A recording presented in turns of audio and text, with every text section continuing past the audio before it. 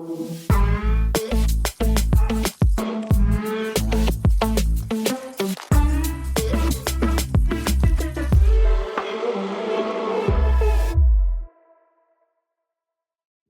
and welcome back to another episode of Coffee in a Boardroom at CEPTES. I am your host Shani and we are back again with another episode. Today we will talk about Salesforce data management. And a lot of our clients and our partners also telling us about to address this data challenges and what to do with their data, how to manage data. And this is a growing concern for each and everyone and for all the enterprise companies. So we thought today we will address these concerns through our podcast. So hi Harish, hi Pierre. Hello, Hey. Sani. So today we have a very special guest with us, Mr. Harish Kumar. He's a CEO of X-Files Pro, and I would like Pierre to introduce and introduce yourself, and also Harish, you can tell that how what is about your journey and how you do things like Salesforce data management. What is your opinion about Salesforce data management? So you can up to you, Harish. Okay.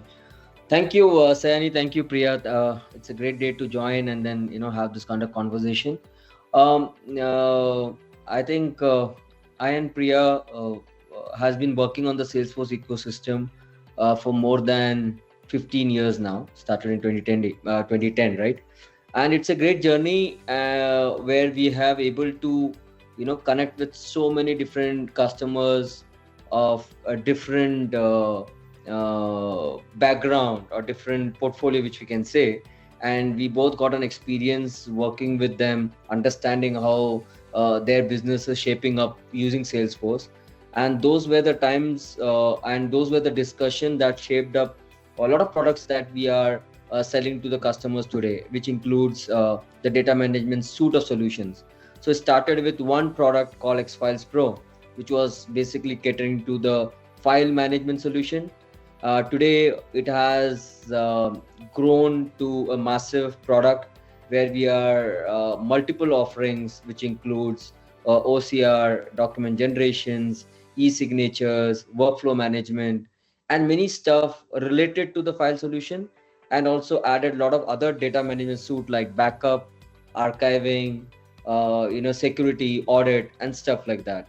So if you see, the journey is still on, and we are bringing a lot of new things on the product as well, and this is only helping the Salesforce ecosystem to for our customers to do things better, to get a better ROI on their Salesforce investment that they are doing, and being we are able to contribute or able to put some certain dent on those things is really, we feel proud that we're able to do that to our customers, and we're happy to be part of this journey. Yeah. Very excited about Dreamforce 2025 and we are joining there as proud sponsors. So I would like to know from you that what are you most excited about? What are your wish list? What you are looking forward to? I think if I can start, like this is probably going to be our 10th year, maybe 10th or 11th year that we are representing ourselves in Dreamforce. And one way it's a good. It's not that kind of more than a decade and 10-time presentation for a Salesforce partner company over there. It's a massive. And luckily from last 3 years we used to get innovation awards, right? In a 5 different awards we got in the global innovation awards, right? Which is a great. Last 3 years continuously we are getting it. And and Dreamforce is always a festival, right? Once in a year, and we are very, very excited to meet our customer partner, know about what new things are coming up, CRM, and that to be on top of Agentforce, and the data is a critical to every CRM that we are talking about. Very excited to know what new things that Salesforce has to offer to the client, and same way new learning, meeting new customer, new company, and trying to solve what we are solving today for enterprise customer. We're trying to solve and understand their pain point. We're having a booth there and going to talk, going to meet a lot of people. Yeah, very excited. So, same thing, Harish. I would like to know from you as well that how excited are you for Dreamforce, and what are your expectations from the event? Um, uh, Dreamforce, as Priya said, we have been there for so many years, and it's always been a great time because Dreamforce comes in the end of the quarter, which is end of the year, and this is where Salesforce talks about the future, talks about what's coming next, and this is very important for partners like us to get to know what the technology and what Salesforce stack is coming for the future for our customers, so that we can use those information, those insights which is being shared during this Dreamforce keynotes and stuff like that. Where this data, we are able to use it as a product company. We are able to get those insights and see how this technology we can adopt in our products, so that we can serve our customers better. So, and this year we are more excited because definitely number one, CEPTES is also having a great booth in Dreamforce, and being getting aside with him, trying to connect with a lot of people will be a double excitement for us as well. So looking forward to see what new things Salesforce is coming with the AI, and new things that Salesforce is going to bring. So we are always looking forward to get a lot of new things from Salesforce. Right. So, since today's topic is Salesforce data management, I have a fun question for you. So, I want to ask, like, if data were a character in a Netflix show, what would it be? The hero, the villain, or a plot twist or very important side character that nobody thought about until it is too late? Now it's a no-brainer. Data is always a, we called oil, we called the digital currency. Data is everything, and of course, data is being hero. But the way is data is being managed, the way is data is being stored, the way that we see those challenges of security and kind of all those challenges, sometimes the same data turning out to be a villain sometimes for enterprises, right? And that is where how Salesforce data management is so critical, that enterprise sometimes we know the risk, but we are ignoring certain times. And that's where that we are trying to figure out and educate and advise the companies and by utilizing the tools which are most popular in App Exchange or native tools and things like that. Yeah. How about you, Harish? You're right. It's like that movie Bazigar, where the hero and the villain is the same. So truly, it comes to the state that data is required, and also when it is too massive, it becomes a problem. So it's a good, because without data, business cannot grow. It is bad because if there is volumes of data and the data lying here and there, companies operational cost is increasing. They are not able to manage it well. It's impacting their business as well. So, and this two combination is a deadly combination, and people wanted to solve in both ways to make sure that they have a bridge wherein ensures that it is not giving them a problem, but able to actually use that for their benefit. And I think AI is that particular heroine, in the sense which is solving the problem to make the guy better. Yeah, I think in the same context, the AI is the Bajigar Shahrukh Khan here, right? So if you look at that, with AI, you can do many things with the data, but without proper guardrails, without proper boundary and all that one, anybody who got the access, probably they are going to misuse the data also, right? So, I would like to know from both of you that, in your opinion and experiences, what are the biggest misconceptions leaders have about Salesforce data management? So, what are the number one mistake they are doing, day-to-day basis while handling Salesforce data? The data that we are processing, we need it. All the data that we have it, we need it. That's a misconception. Not necessarily. It's like that home, like you have all the things which is there, but actually you don't need it. You only need certain information from those data, and that's all it's all brings to. But the other challenge which enterprise always happens is the data, they don't plan for the future. So there has to be a strategy for every company, that how when they talk about the solution, they also need to understand if the data volume increases, do you have a strategy in place? And that strategy will help them to say that how are we going to manage the data, how are you going to be compliant as well, because companies, when they have data, they have to ensure that they are meeting certain compliances. It might be 5-year retention or 10-year retention, depending on what industry they're working on. So there is a connection that they have to do it. There is an investment that they need to plan way ahead, so that there is a strategy that is put on the data. If there is a good strategy, then I guess then it won't be a challenge. It will really be helping them. So all those challenges can easily be sorted out. Yeah, and what do you think, Pierre? As Harris mentioned, uh, we need to also understand where you keep the data and how you operate. Are you keeping the data in-house with a relational database system or a file system, or you are relying on the cloud platform or enterprise platform like Salesforce?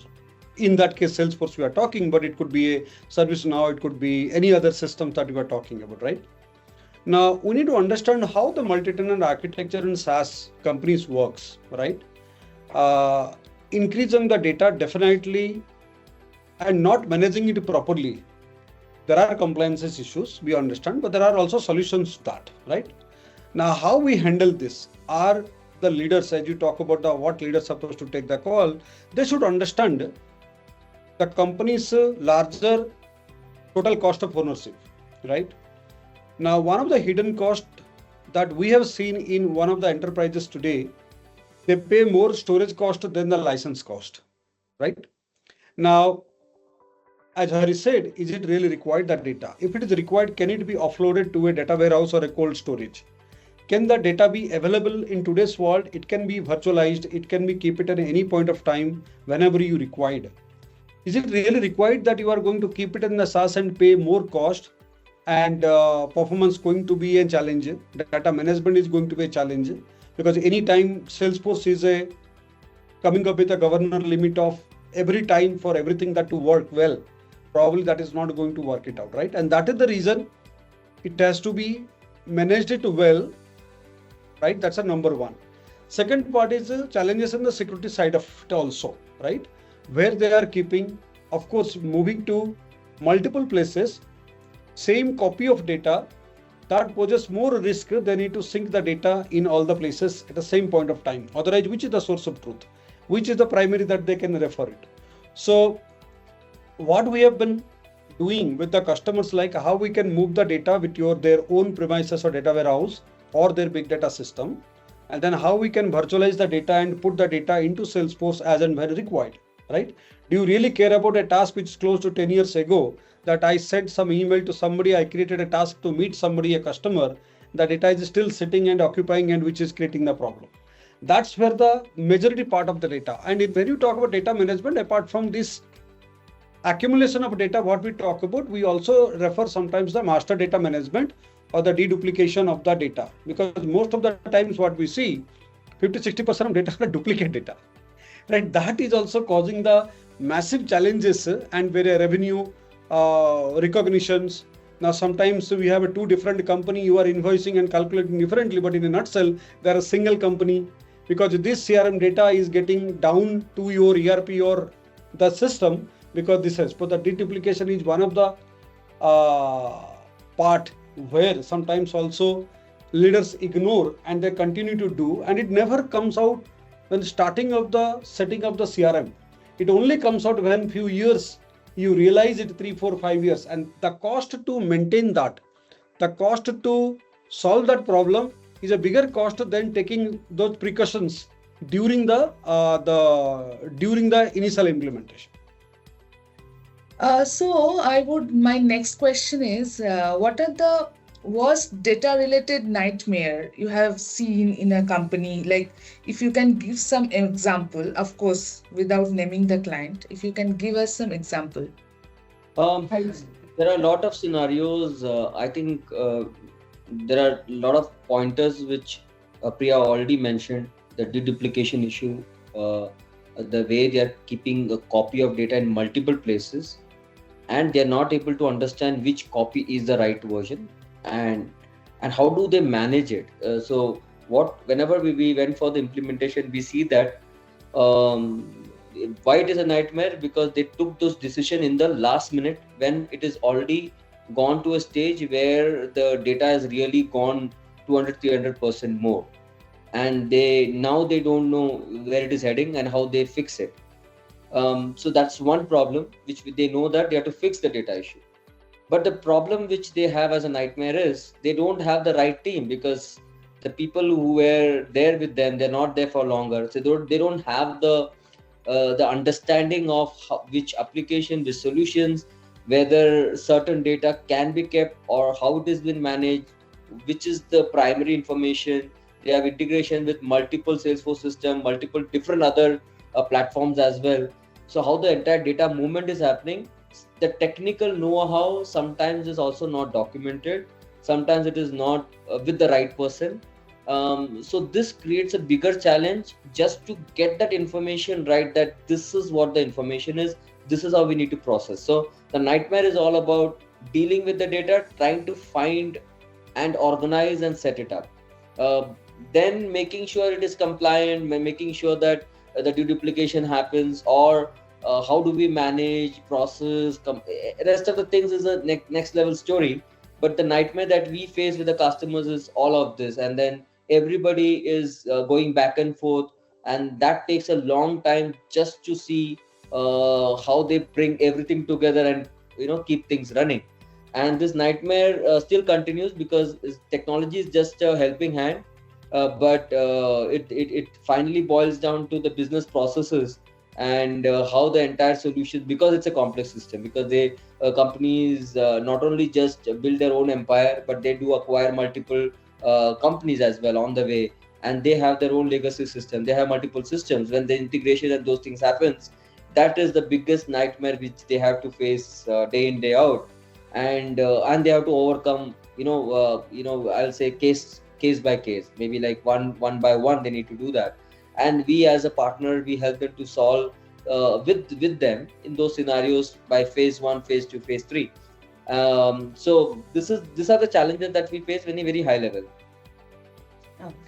And for PR, what are the worst nightmare? Yeah, like one of the large healthcare company, I can tell you that they're using 10 to 15 Salesforce org, using like a health cloud for CRM, for service, for their quality management system is a separate system, and almost most of the provider data, right?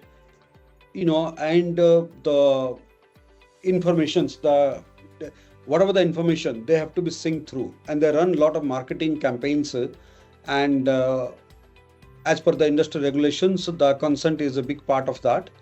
And because there are many systems are generating the leads, and every lead can have their own consent or unsubscribe into that one, and syncing that data across the Salesforce system and bringing all data, keeping it a subset of data in one system to another system. Now slowly it looks like a one project, another project, another project, but somebody can take a look in 1,000 feet above what's going on here. It is fully chaos. And now the company is having a lot of problem with the data transformation, data deduplication, data finding it out. And so you are already in a trap of data trap, what you call. Very difficult to come out from there and to do that. And now why business is going to sponsor this money or the shit which is created by tech, right? And it was not been planned properly. So same thing a high-tech company. A high-tech company for an inorganic growth, they acquire companies left and right, as Harish was also talking about. They use different CRMs, maybe Salesforce, maybe not. But I know during this the transaction happened, there is always a budget to set right and consolidate the systems together, right? But it's not that so easy. And at the end of the day, it is depend on the partner and their capability of doing such operation or such implementation. Now that is where that sometimes the partner only look at the certain part, and during the project delivery timeline and all that, they look at for output and try to close the project and declare the victory, right? But in a nutshell, again, if you look at it in the top, what exactly the problem statement and how strategically it can be solved, not only for this companies, but maybe the company or private equity is pushing the company to acquire more and more company in the future. So are you aligned looking at what not happened in the past or what you have in the present, but what is the future looks like for them? If they are in the plan of acquiring 10 more companies in the next 5 year or 2 year, 3 year, then what kind of tools, what kind of processes, what kind of strategies that you need to bring it so that you can combine them and make a consolidate into a single system so that everybody can use that one. So these are, I can give you 2 recent examples what we are working or we were working in the past.